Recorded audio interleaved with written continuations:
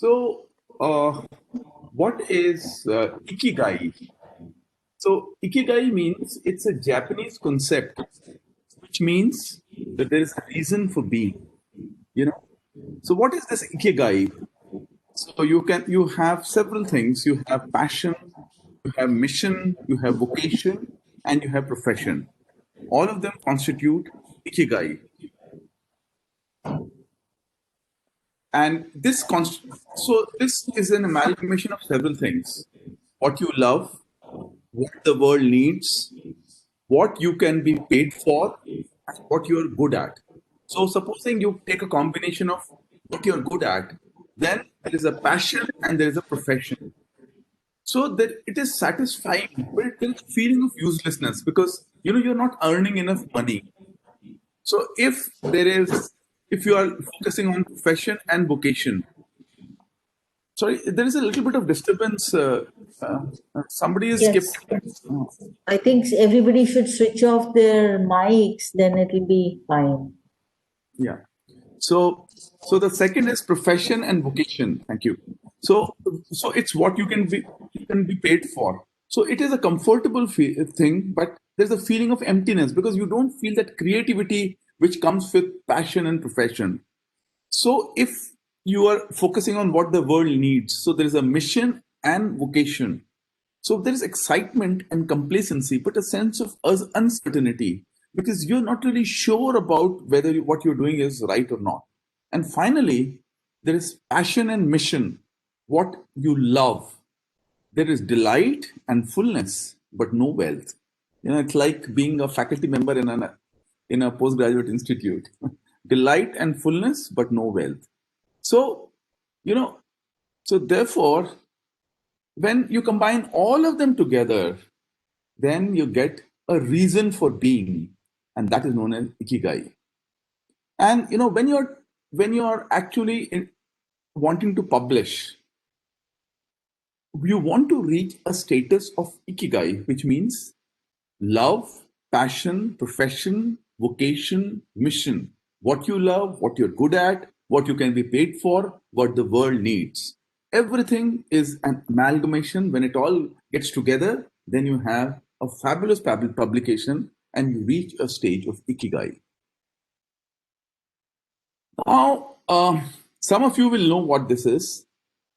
So, what happened was that in why don't we all publish and why aren't we very confident about publishing? So somewhere in 1900s, early 1900s, I think.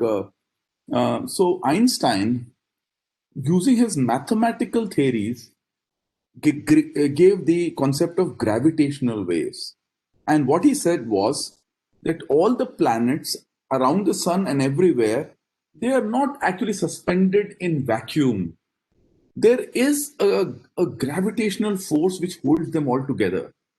And as this force comes close to this planet, it distorts around the planet, holds it in place, and that is why the distance between the planets remains reasonably constant. Now, there were no telescope, there was no microscope, there was nothing.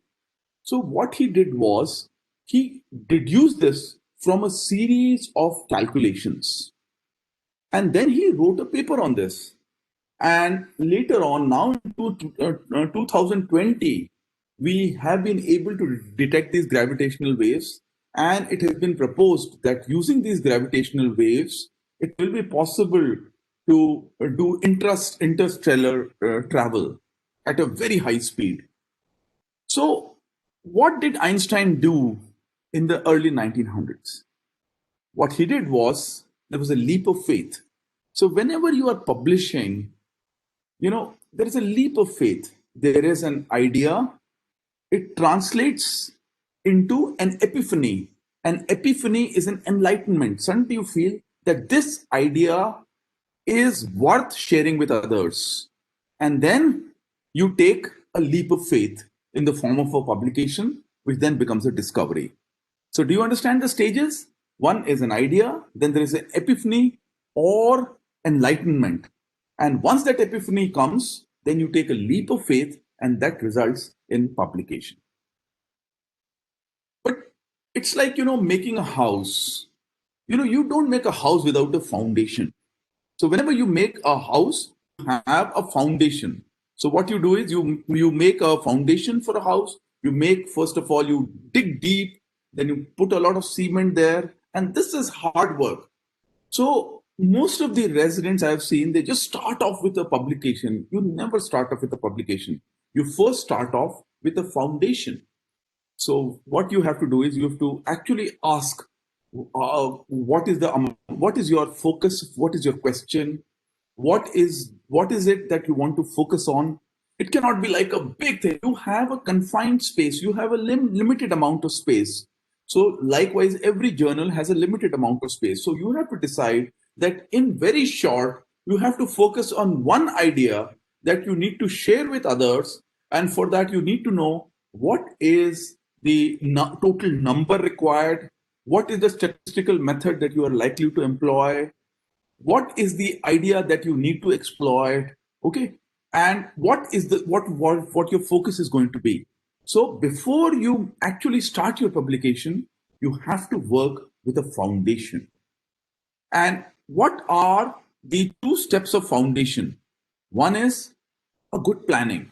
And this good planning is, you can't do it alone. You need an architect to do your planning when you're actually making a house. Likewise, when you're writing up a paper, you have to plan properly. And this planning is done with the help of statistical experts. It is done with your guides. It is done with other senior people. And you first plan your project and then you come to a statistically significant number. I have seen so many papers after papers which are being rejected.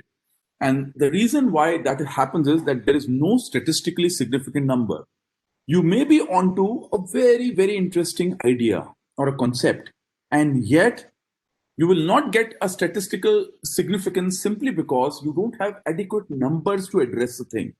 There is another problem. You have only 3 years of duration here, and you take up a project in which there are hardly 3 or 4 cases which are coming every year.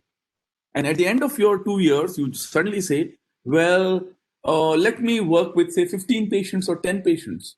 You will not get the statistically significant number to prove your hypothesis. And therefore, planning, like you plan a house, planning of your project is of immense significance. The third very important thing is where people often are unsuccessful is a concept of pole dancing versus a stable foundation. So what is pole dancing? So there is a pole on which somebody is trying to contort and do all sorts of postures. You respect this person a lot. Why do you respect this person a lot? You respect this person a lot because because the person is standing on is trying to do gymnastics on a rod, there is every likelihood that this person is going to fall. And the fact that you can't do it and this person is requiring extreme effort in order to do all these contortions on a pole. Whereas you see the stone, all those people from Chennai will know about Mahabalipuram and the stone. So this is a huge piece of concrete, and nobody knows how it got there, but it's on a rock, solid rock. And you can sit right next to this concrete stone and you don't worry about it because it's not going to kind of roll down on you. So therefore, the concept of paper writing is also based on this. Whenever you're making a thesis, whenever you're going on to publication, the concept of pole dancing means you take one small point and you go mercilessly after it. There's every chance that at some point in the future, you are likely to fail. Why? Because you are actually pole dancing, you are actually going in a very, very narrow field.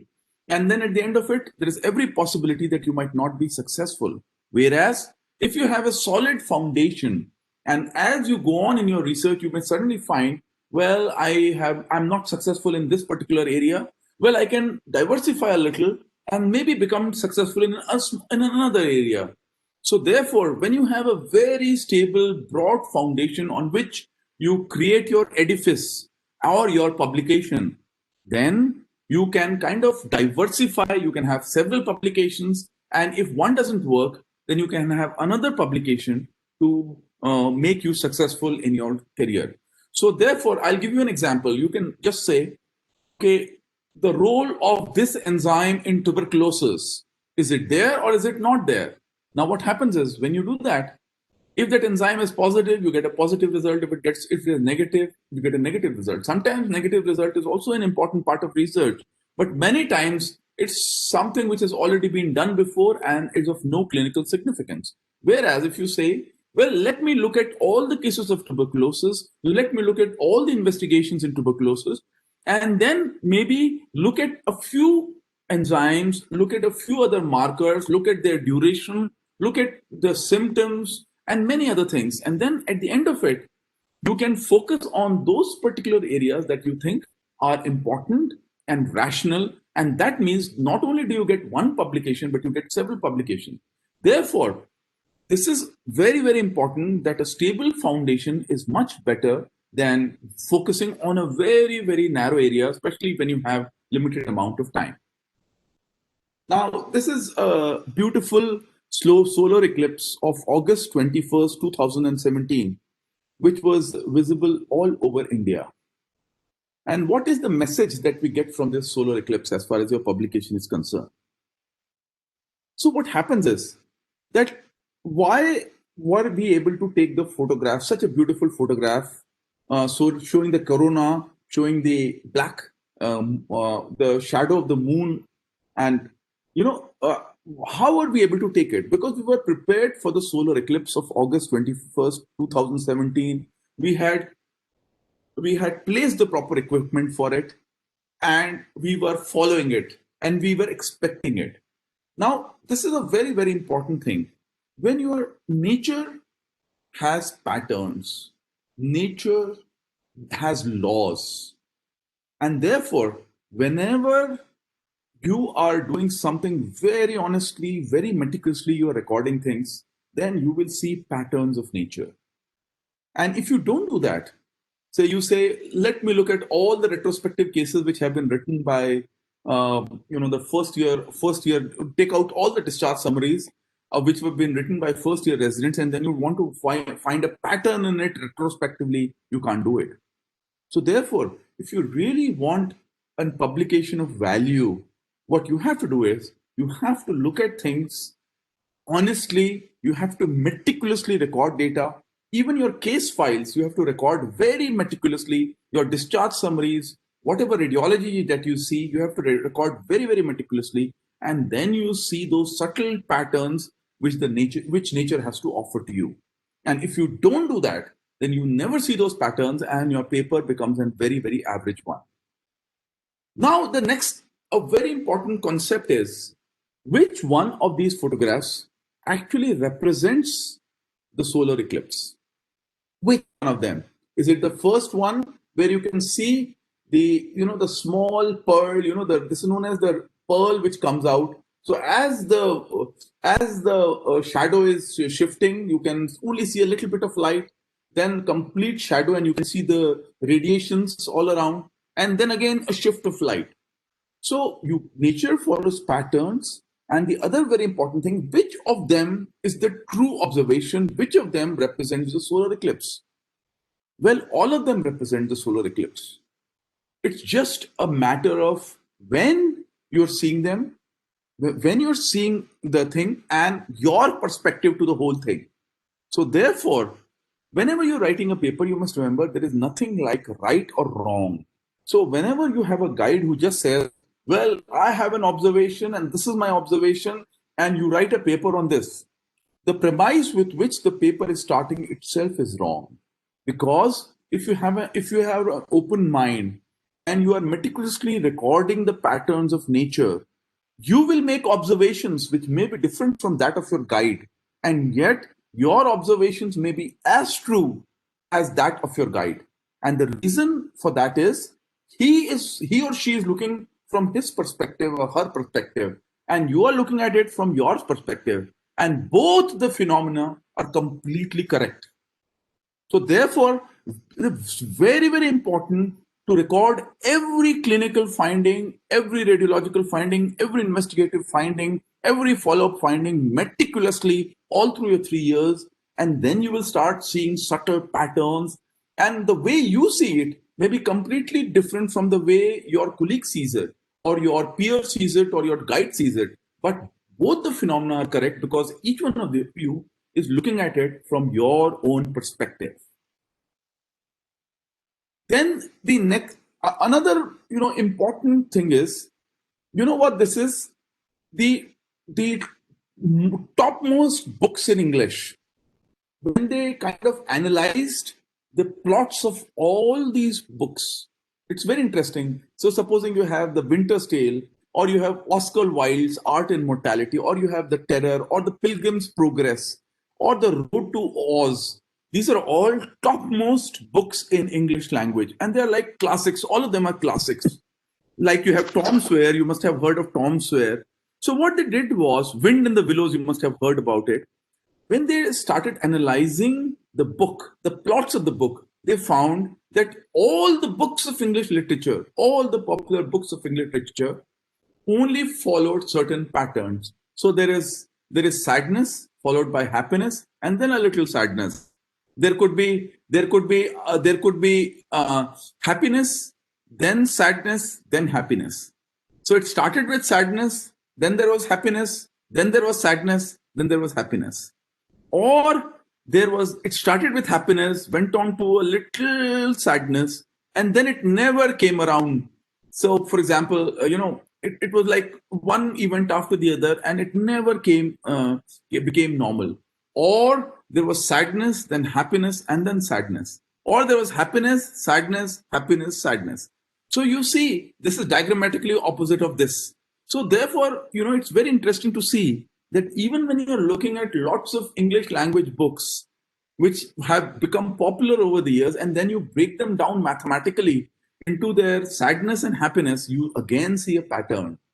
Are you understanding? So you can break everything, every nature's phenomena into patterns, provided you honestly analyze them and you look at them. And this is very, very interesting. Now, when you read a book, you look at it from happiness and sadness, but not your course book. It's only sadness there. So you get that flat line. Then you see, if you look at it properly, then you might get this curve. So you might get happiness, which is right now when you're just starting, then sadness. And then when you complete your MCH somewhere here, then you get happiness here. So even there, you get that pattern, you understand, which you really have to look for in everything that you do. So it's very interesting that there are patterns, and it depends on the perspective of the observer.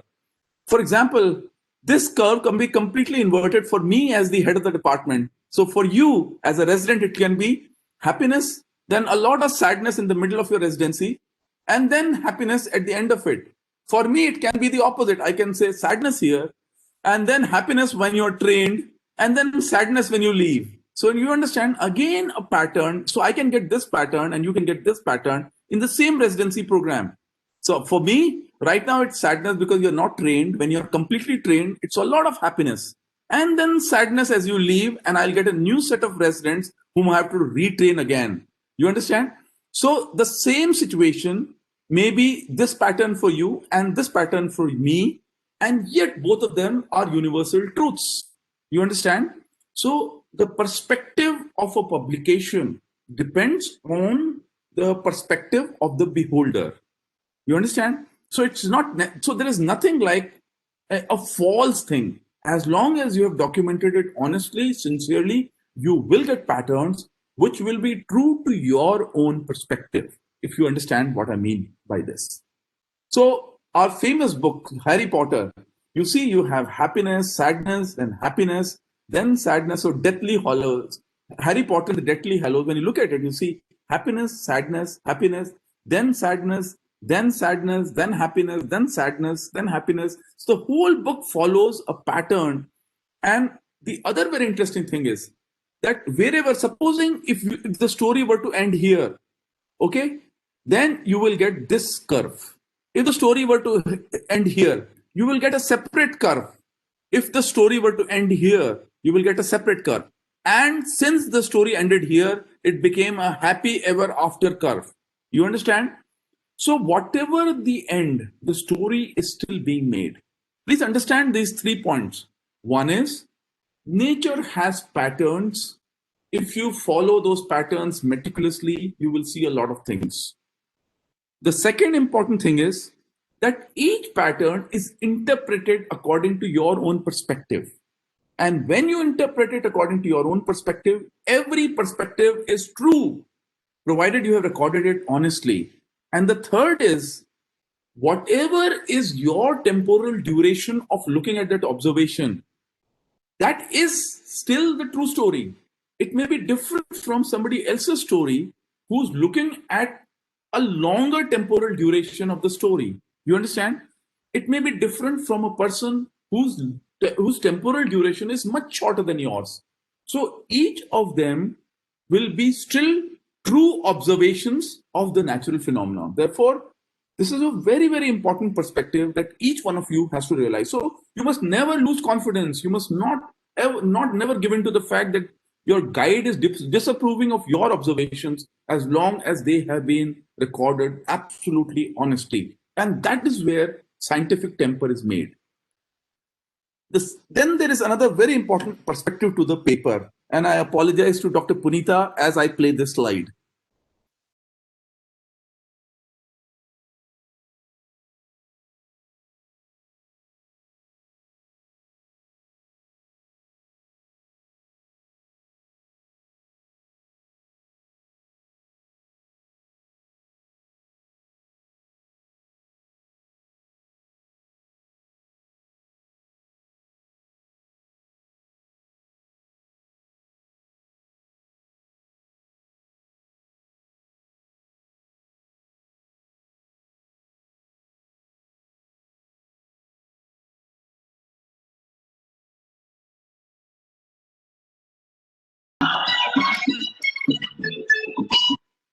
If I play this anymore, then I mean I'll be thrown out. But you know what this is. So why? I mean, this is not relevant to the theme of the story. There's nothing there.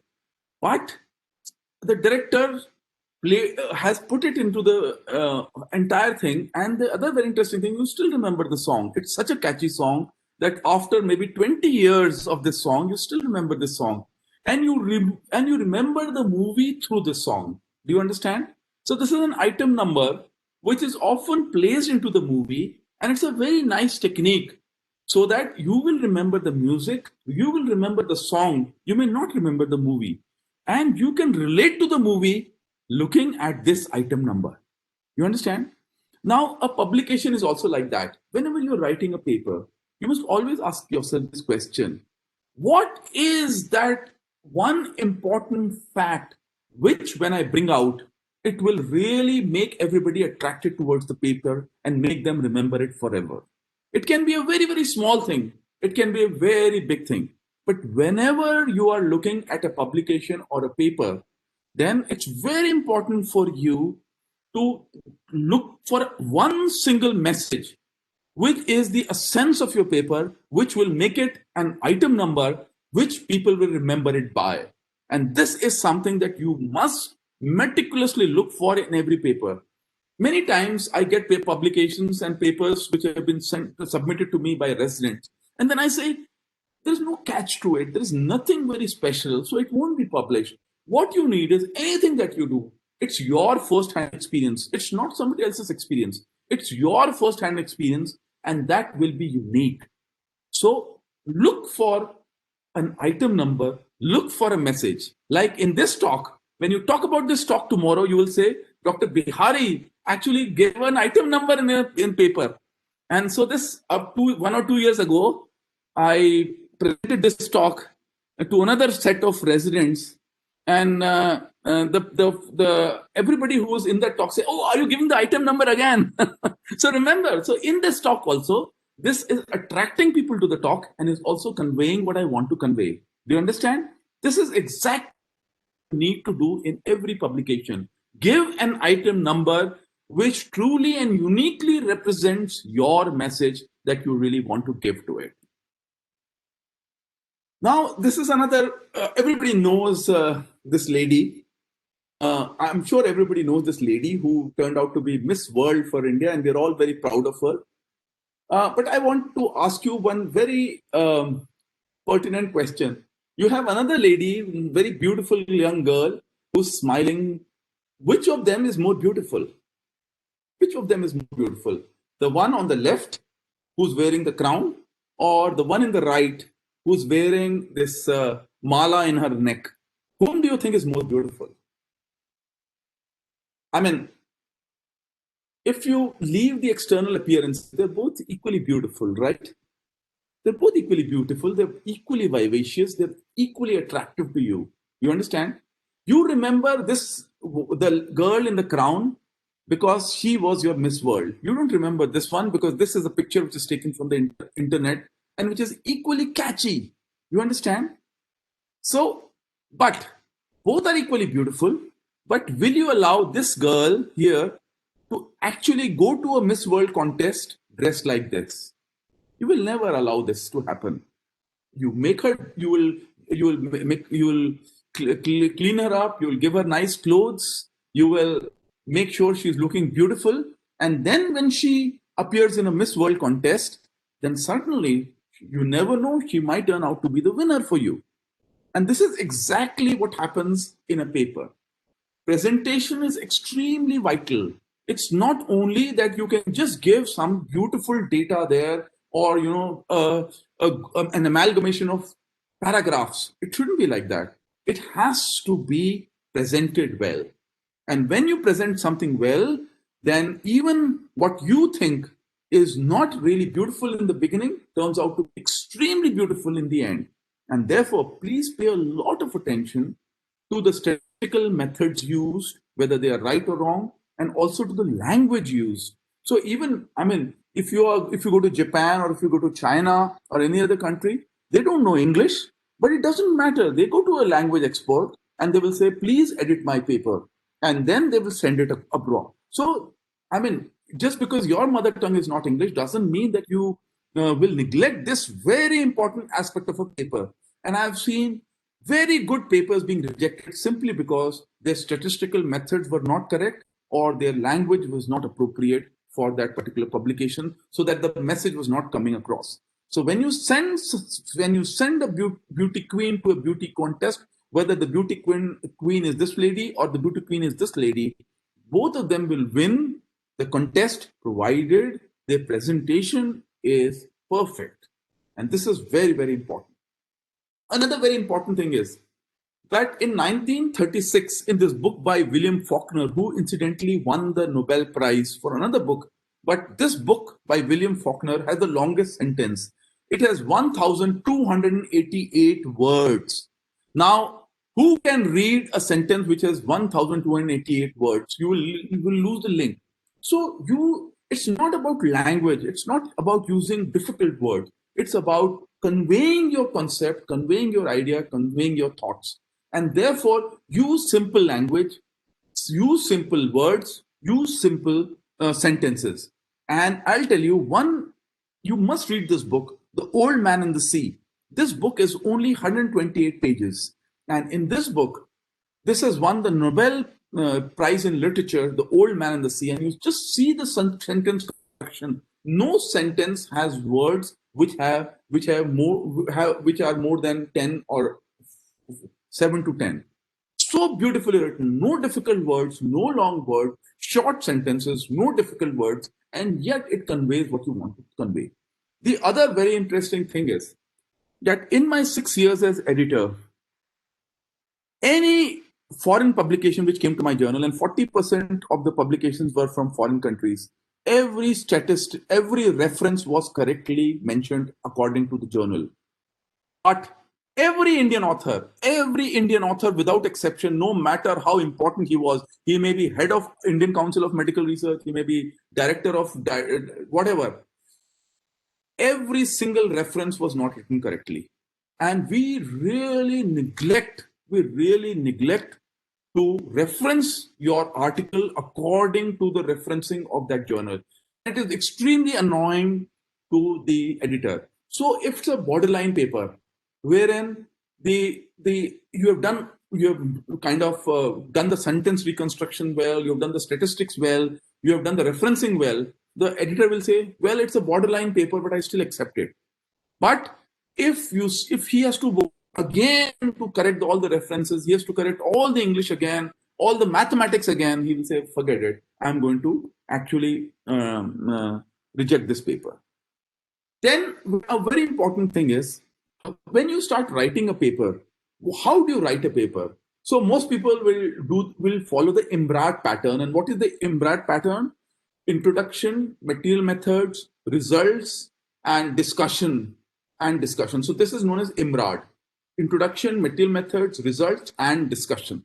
But when you're actually writing a paper, you never follow the IMBRAT pattern. What you do is you follow the M-RADI pattern, which is first you write the material methods. Okay. Then with the material methods, you write the table and results. And based on the results, then you write the discussion and finally the introduction. You must always remember that. And as a journal editor, when I'm reading your paper, I will never look at your introduction. I will never look at your discussion. I will first read your methods and I will read your results and your tables. If I find that there is something of importance in your material methods and results, then I will go to discussion and to introduction. Otherwise, I will not even read your introduction and your discussion. Please remember, I'm talking as editor-in-chief of a very major journal. So please understand that your methods and results, if they are not appropriate, nobody will read your discussion. So putting too much emphasis on discussion is of no use. Your material method and results is the substance of your publication. The other very important thing about your publication is that your discussion, when you're writing a discussion, I've often seen that all of you will just gather sentences from a lot of papers and then you put it all in your paper and that becomes your discussion. It's not like that. What we are interested in is you go to your result section, whatever are the messages of your result section, you please take all those methods take all those messages, write them in your own words, and then supplement other publications to just add to your own methods. Don't actually go on to, don't just patch up your discussion. This is what everybody does. Always your own thoughts should first be written down and then they should be followed up. What is the difference between a prospective and a retrospective study? In a prospective study, every single parameter is already well defined, which means that you have to say, well, this is how I will do every case. So you cannot say, well, I had a plan for an X-ray chest for this patient, but I did not do it because of certain reason, because it could not be done. No, every prospective study, whenever you are making a prospective protocol, should have every parameter fulfilled in that prospective study. In a retrospective study, however, you can say, well, this thing is missing, this fact is missing, these CT scans are missing. But in a prospective study, when you have made a protocol for a prospective study, that every single parameter has to be completed. And that is why a prospective study in which you will first decide what you want to do and then do it, this is certainly more valuable than any retrospective study that you carry out. And finally, why do you respect Michelangelo and his David? Simply because it's an original piece. So the probability of acceptance of a paper is clearly based on the originality of the paper. So the more original the paper, the more original the thought, the greater is chance of acceptance. And this is absolutely true. One small word about parametric and non-parametric data. So when you have a lot of data and it follows a Gaussian curve like this, so there will be outliers here, but these outliers will not really influence your results. So whenever you have a normal distribution and you have a large number of patients, then you follow a Gaussian curve and you can put mean, median, mode. These are parametric statistics. But whenever you have less number and the data is very, very scattered, then you follow a non-parametric pattern. Say, for example, you have only, say, 10 values. Now, supposing you have an 11th value, this represents 1/10 of the total data. But if you have 100 values, then 1 represents 0.1% or 0.01% of the data. So 0.01 will not influence the actual result as much as 1/10 will influence. So whenever you have lesser number, and when you have a data which is very irregularly placed, then you follow non-parametric statistics. And whenever you have a very smooth data which assumes a normal Gaussian curve, then you can use mean median mode. In a non-parametric statistics, you have interquartile range, and you must understand that you cannot follow parametric statistics in this. So this, your statistician will be able to tell you whether parametric statistics or non-parametric statistics are used.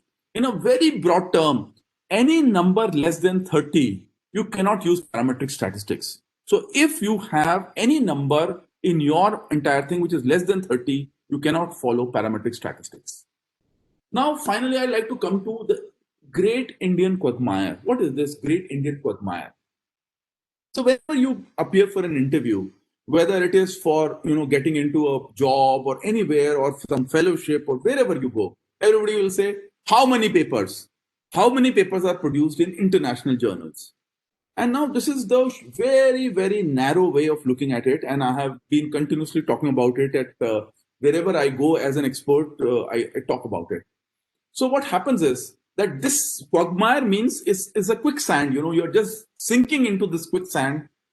Whenever somebody asks you this paper, how many papers and how many papers are published in international journals, this is a great Indian quagmire, and I'll tell you why it's a great Indian quagmire.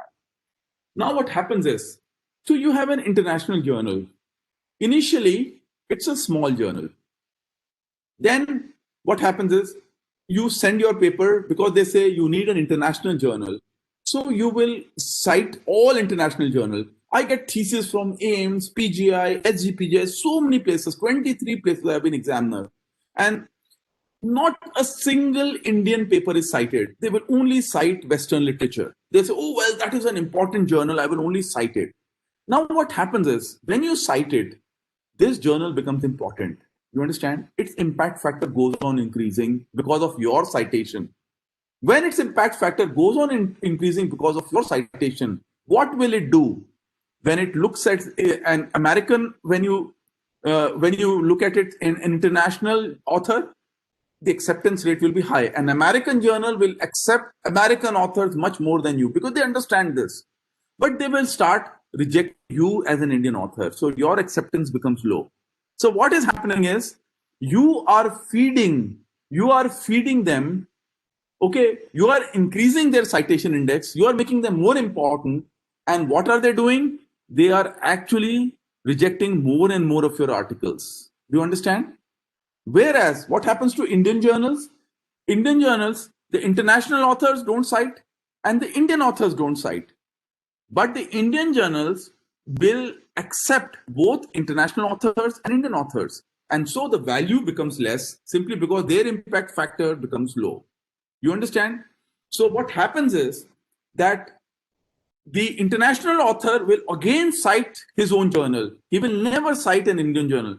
And the Indian author will also not cite his own journal. It will cite the international journal. So what will happen? The Indian journal never achieves the impact factor of an international journal. As soon as an Indian journal starts reaching the impact factor of an international journal, the entire thing reverses. All the international authors start sending articles to Indian journals. And this has been my experience. When it went from 1.4, the impact factor, it went to 2.76. All the neurosurgeons of the world started sending articles to our journal, and it became a very, very important journal. Do you understand? So you must remember that you must always cite Indian authors. Two things happen when you cite Indian authors. First of all, it authenticates your work. What happens is, oh, so AIMS has also done something like this. Oh, PGI has done something. GV Pant has done something like this. So what happens is, the editor knows, okay, this is a disease which is common in this part of the country. And therefore, when he gets so many cases of this cites so many cases of this disease, it is fine. This disease is prevalent in India. But the other very important thing is, as your impact factor increases, as the citation of all your professors increase, everybody starts acknowledging you. So if I'm working in an area, if I receive a lot of citation in that area, then everybody in the world says, well, there is one person there who's actually doing this. So all the peers who are working in one particular area, all of them get importance simultaneously. The common tendency here is, oh, I should not cite my colleague. This is a completely wrong thing. We should all cite each other. When you look at other countries, you will find that their peers will always cite their own publications. And this is the reason why they cite, because their journals get important and ours don't. And if you start citing your own journals, then your journals will also become equally important. This is a very, very important part of the whole thing.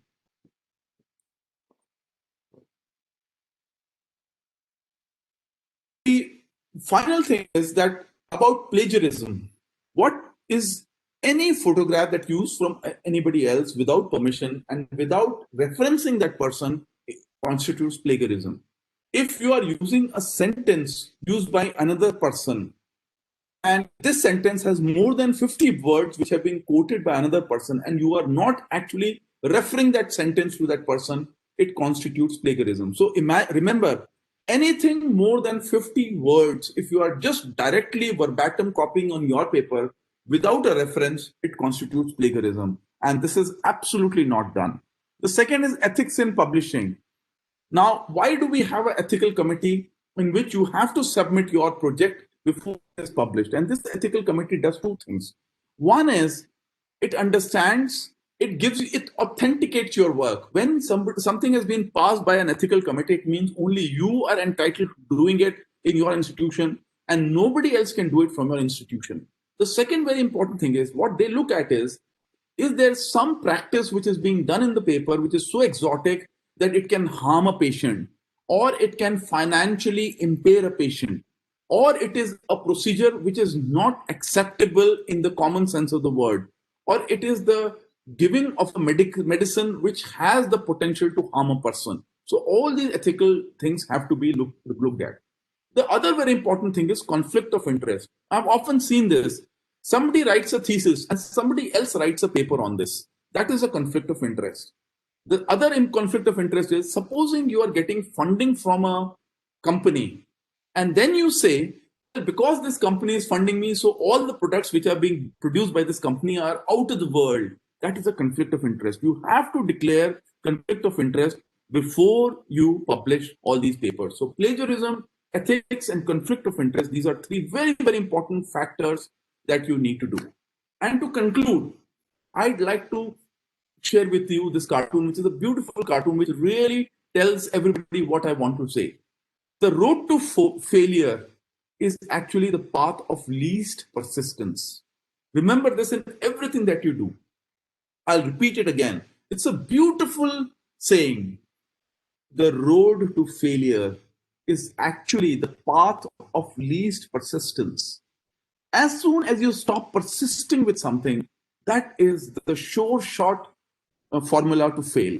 You have to persist, persist, persist. You have to doggedly persist. Whatever is your idea, people may criticize, people may get angry, people may laugh you off. It doesn't matter. The road to failure is actually the path of least persistence. The day you stop persisting with your own thing, that's the day you fail. Otherwise, you will get the path. And therefore, persistence is important. Rejection is a process, not an end. So whenever you get a paper which is rejected, don't worry. Nobody wants to reject a paper. No editor in his right mind wants to reject a paper. They want to accept every paper that they can get because of two reasons. They solicit your papers. You understand?